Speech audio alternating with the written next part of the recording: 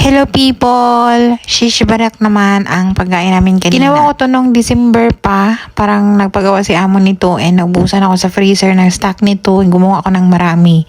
Para sana to sa Ramadan pero parang hindi maabutan. Gagawa na naman ako. Meron na tayong vlog kung paano ko to ginawa nung December 25, 26. And ang laman yan, beef giniling. Balik kumuha lang ako ng sapat para sa lunch ng mga amo. Maganda kasi pagka mayroong ganito na naka-stock na sa freezer, pagka kailangan nila, madali na lang kasi madali lang tong lutuin yung sauce.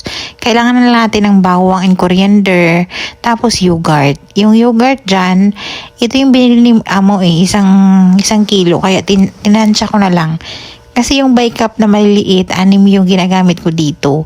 And 3 tablespoon ng all-purpose flour and isang itlog. I-blend muna natin yun. Pareho lang to ng sauce ng zucchini with yogurt. Then yung tubig dyan, pakunti-kunti lang yung tubig. Tansyahin natin yung consistency na hindi watery at hindi din masyadong thick. Sa pampalasan yan, asin, paminta, naglagay pala ako dyan ng coriander powder. Then pagka kumulo na yan, pwede na natin i-add paunti-unti yung ating shish barak. Paunti-unti sana dapat para hindi siya magkadikit-dikit. Pero sa huli, binuhos ko na lang din yung lahat. Nangangalay eh. Pinipare nila din to with rice kahit na merong algina or merong dough, merong tinapay. Usually pagka may mga tinapay like yung margok, hindi na sila kumakain ng rice. Pero this time, pagka itong pagkain na to ay pinipare nila talaga ng rice. And ito na nga, nilagay natin yung shish barak and ito, nagpainit tayo ng mantika, pwede din butter ghee with maraming bawang and coriander leaves. And then saka natin yan ilagay pagka malapit ng maluto yung ating shish barak. Masarap to dahil garlicky na may pagkamaasim dahil yogurt and yung flavor ng coriander. And pakuluan lang natin yan ng mga at least 30 minutes sa maluto yung shish barak. Itong dish na to kailangan talaga lalo na kagaya dito sa amin na mahilig yung mga amo ng ganitong pagkain. Kailangan talaga bago mag-Ramadan meron na kang nakahandang ganito. Kasi itong dish na to medyo marami kang oras na gugugulin pagka magbalot ka ng parang dumplings kasi yung shish barak eh. So kailangan naka-freezer na yan para tuloy-tuloy na at hindi ka na maka-aksaya ng oras pag Ramadan time. And yung i-prepare nito is itong shayria rice. Sa shayria rice naman, gumamit ako ng butter para malinamnam and ipa-brown lang natin yung vermicelli noodles.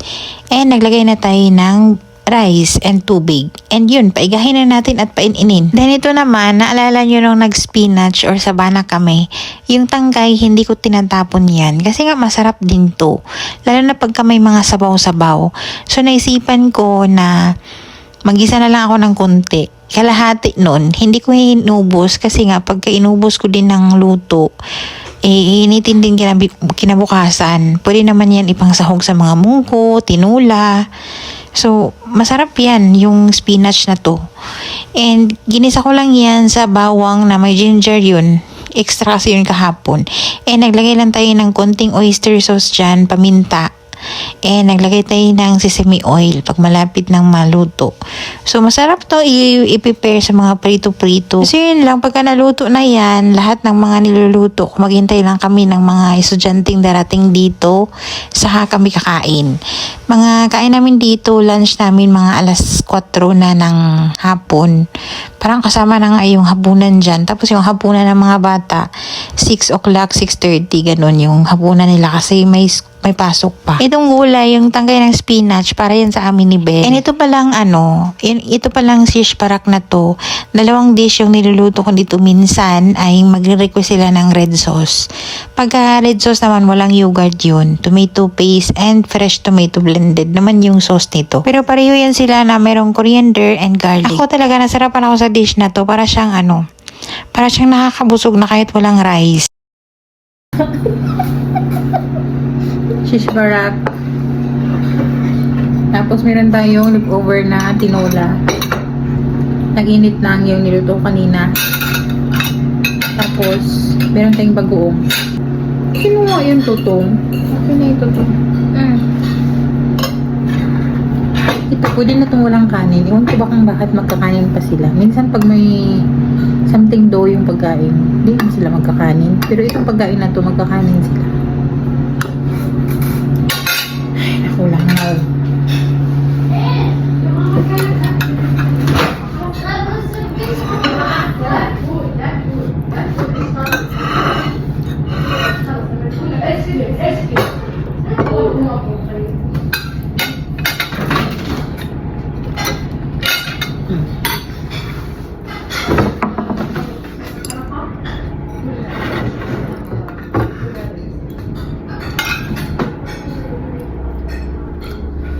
Mahubulin.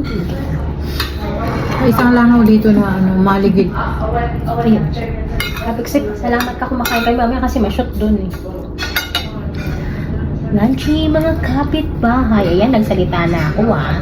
Pili na naman din nagsasalita.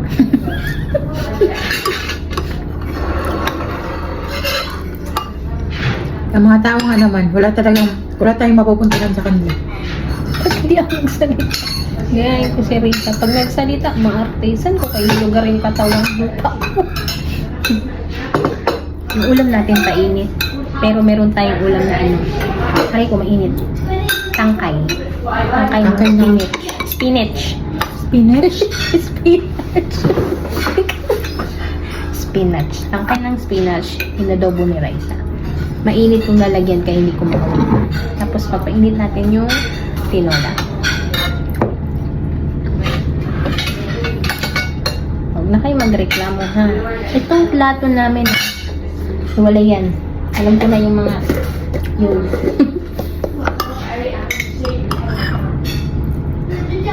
Naghiwalay kami ng plato para sa amin. Kasi dami na ng mga lingaw-ngaw. Lingaw-ngaw. Sa gubat may alingaw-ngaw. Mainit ka na ba? Tamang tama pala doon. Tig-dalawa pala tayo dito sa painit ko.